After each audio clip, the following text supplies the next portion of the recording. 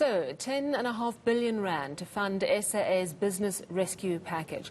That's separate to the billions already committed by government to pay the airline's obligations. General outrage from opposition parties and a public that one state-owned enterprise is being favoured over others, and that money will be taken away from crucial departments, local government, police and education, among others. Let's discuss this now with Teachers Union Sadtu.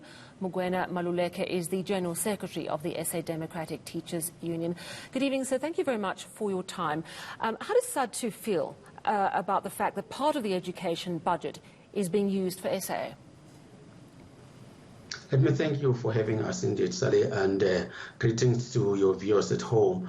We think this budget is very scandalous, but also it demonstrates a lack of understanding of the importance of education in terms of how it can help in terms of the economic recovery. So basically it is something that we have regarded as Sadtu, that is a declaration of a strike by the government against the public servants by taking away from critical and essential services to fund those underperforming state-owned enterprises. And we think that this has got to stop, because if we don't act and mobilize and organize ourselves as unions and as the society, this neoliberal agenda is going to derail everything in our country.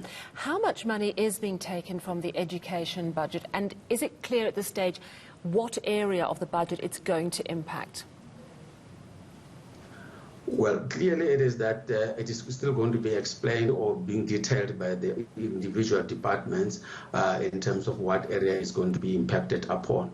But from the analysis of the budget, it is that there is a sharing between education and transport and health, and that is too little that has been given. So basically we have seen 2.1 billion taken away at the beginning of COVID, and now an additional 1.6 billion has been taken away from education, when in actual fact we need more teachers, we need more facilities in our schools in terms of refurbishment, as well as the consumables, the PPEs that we are using at the schools, because the pandemic is not gone. And clearly it is that I want to believe it is going to affect the morale of the teachers, because there will be no money to train the teachers in terms of how do we have to approach the new normal, being a blended teaching, as well as where you use online as well as face-to-face teaching. So all is going to be affected. Actually, this changes everything, basically. It changes everything. What are you going to do about it?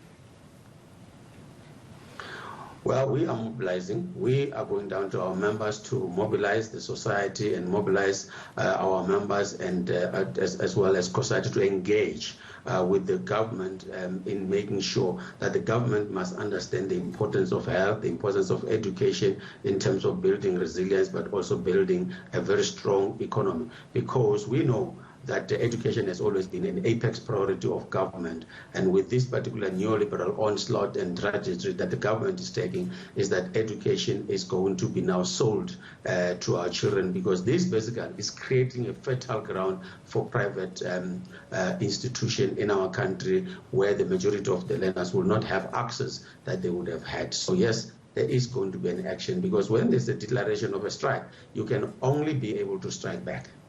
Thank you very much, Mugwena Maluleke, General Secretary of the SA Democratic Teachers Union, Sadtu.